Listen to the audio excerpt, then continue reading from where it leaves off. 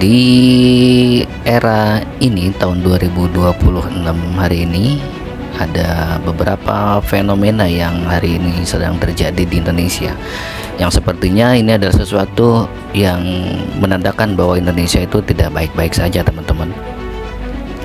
Hari ini Indonesia tidak baik-baik saja.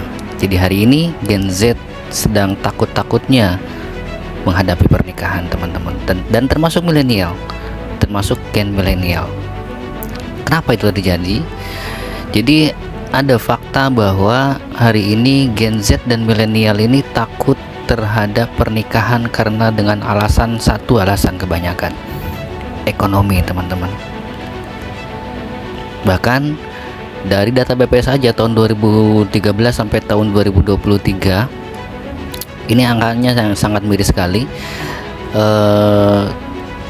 Semenjak satu dekade terakhir, angka pernikahan itu turun menjadi 28%, turun 28%, teman-teman.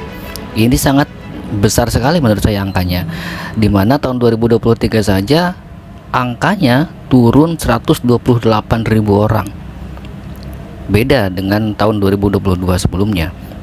Jadi di tahun 2022 itu mengalami peningkatan, sementara di tahun 2023 penurunan dan angkanya sebesar 128.000 orang.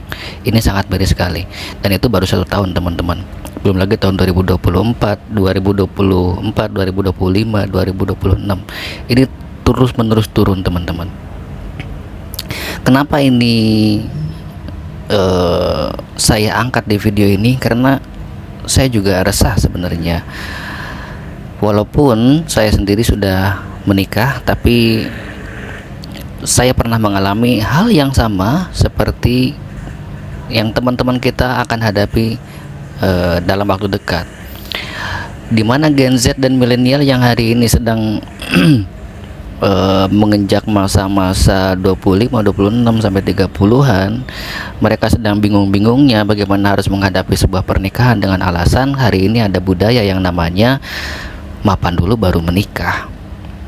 Ini sangat jauh berbeda dari kebudayaan orang-orang tahun 90-an zaman dulu, dan dimana zaman dulu itu nikah dulu, baru kita cari nafkah bareng-bareng, cari rezeki bareng-bareng, dan mapan bareng-bareng. Tapi sekarang sesuatu hal yang dulu seperti itu sekarang sudah berbeda. Sekarang itu mapan dulu baru menikah. Ini bukan statement yang dibuat secara tiba-tiba, enggak, teman-teman. Coba kita pikir, statement ini kenapa keluar dari Gen Z dan milenial? Ini karena rentetan beberapa cerita puluhan tahun ke belakang. Ini tidak semata-mata datang gitu aja, enggak. Dari faktor psikologis ya, teman-teman, kita ambil. Gen Z itu karena memang kebanyakan kalau misalnya mereka menikah itu mereka harus menopang ekonomi keluarga dan menghidupi ekonomi dirinya dan pasangan barunya. Itu yang ada di otak-otak mereka. Kemudian pada akhirnya menunda pernikahan hingga ekonomi benar-benar pulih, dan itu sangat sulit, teman-teman. Kemudian mereka juga takut mewarisi kemiskinan di masa yang akan datang. Itulah yang menjadi fenomena hari ini, di mana Gen Z dan milenial terkuras psikologinya gara-gara faktor ekonomi. Ini adalah efek domino dari gaji terhadap biaya hidup yang semakin hari semakin tinggi, di mana UMR hari ini kenaikannya per tahun adalah 1-5% saja, teman-teman. Sementara kebutuhan mereka untuk biaya hidup itu melebihi dari kapasitas itu. Yang kedua, saya pernah baca di mana Gen Z itu sangat sulit untuk mendapatkan rumah atau sulit untuk membeli rumah. Itu sudah di mana-mana dikabarkan, bahkan di media mainstream sekalipun itu sudah banyak dikabarkan. Kenapa ini terjadi? Ya karena pendapatan, faktor ekonomi yang semakin buruk, faktor ekonomi yang semakin inflasinya semakin gila-gilaan, di mana pendapatan masyarakatnya kecil, kemudian ke harga kebutuhan pangan yang tiap hari harga dolar semakin naik, setiap hari kurs rupiah terhadap dolar semakin nggak jelas, Bahkan sampai hari ini sampai 17.700 sekian. Hari ini video ini dibuat, harga dolar itu 17.700 sekian. Ya sudah luar biasa. Kalau harga dolar itu semakin hari semakin naik, maka yang jadi adalah efek dominonya. Harga bahan baku naik, sementara gaji kita biasa-biasa aja, segitu-gitu aja. Gimana Gen Z itu harus bisa membeli rumah sementara gajinya itu sangat sedikit. Udah mah gajinya sedikit, ditambah lagi kebutuhan mereka yang semakin hari semakin meningkat karena harga-harganya meningkat, termasuk biaya beli rumah. Biaya properti sekarang ini udah gila-gilaan, udah ratusan juta, udah 150 juta, 200 juta, 300 juta. Itu sangat sulit untuk direalisasikan oleh Gen Z hari ini yang gajinya tuh cuma sebatas 2 juta, 1 juta setengah, bahkan ada yang 1 juta. Itu sangat sulit. Itulah yang ada yang membuat mereka takut untuk menikah, untuk berumah tangga gitu. Krisis kepemilikan rumah, sistem kontrak kerja yang gak jelas, outsourcing di mana-mana, sulitnya mencari kerja juga. Jumlah pekerjaan yang ada dan jumlah populasi pengangguran yang ada tuh nggak sebanding.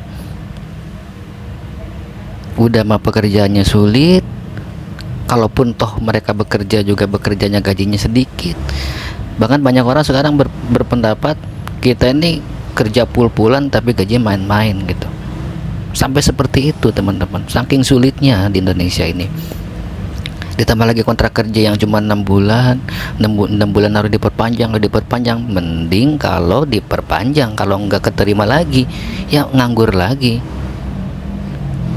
Nextnya, karena ini rentetan dari kejadian-kejadian sebelumnya, ditambah lagi fakta yang hari ini terjadi adalah biaya pesta yang cenderung memberatkan. Ini terjadi pada saya dulu saya seperti waktu tahun 2020 saya menikah tahun 2020, dan sebelum itu saya juga mikir hal yang sama. Gimana saya bisa nabung untuk melangsungkan pernikahan yang notabene hari ini biayanya 50 juta bahkan ratusan juta, sementara gaji saya cuma segitu-gitu aja. Gimana saya bisa nabung, wong gaji saya itu cuma cukup buat makan sehari-hari aja di kota. Gimana saya harus nabung? Harus berapa tahun saya nabung? Waktu itu saya pernah hitung-hitung sampai belasan tahun untuk dapat biaya pernikahan itu. Saya hitung-hitung gitu, butuh waktu belasan tahun. Ternyata saya hitung-hitung waktu itu saya umur 30. Saya nikah itu umur 30-an. Pas begitu waktu itu saya nyoba hitung-hitung, kalau misalnya saya harus nabung 15 tahun, berarti saya harus nikah 45 tahun. Pemikiran-pemikiran seperti ini yang mungkin sama orang-orang juga mikirnya sama kayak gitu, nggak bakalan jauh beda. Dulu yang saya pikirkan begini, kalau misalnya saya nikah hari ini dengan kondisi gaji saya seperti ini, gimana saya harus menghidupi istri saya? Wong gaji saya aja hanya cukup buat makan dan minum saya sendiri, buat makan, buat ngontrak, buat semuanya. Gimana saya harus bisa memberi istri saya makan gitu? Dan gimana buat nabung, gimana buat hari tua, gimana buat ini itu? Itulah yang ada di pikiran kita. Jika kasus seperti ini dibiarkan 20 tahun ke depan, maka Indonesia akan seperti Jepang. Ini nggak bisa dipungkiri. Hari ini kita lihat Jepang itu negara yang mayoritasnya itu adalah nini-nini aki-aki, teman-teman. Karena di sana itu fenomena hari ini anak mudanya itu nggak mau menikah dengan alasan ekonomi. Sama seperti yang hari ini kita rasakan. Masyarakat Jepang hari ini, anak muda Jepang hari ini takut melangsungkan pernikahan dengan alasan ekonomi, teman-teman. Kok bisa mereka itu takut sampai segitunya gitu? Pertama, di Jepang itu kebanyakan budaya kerjanya di sana itu sangat gila-gilaan. Bahkan saking gilanya sama kerja, mereka itu tuntutannya sangat luar biasa terhadap kerja, menjadi psikologis mereka itu kena. Banyak yang stres gara-gara mereka kerja.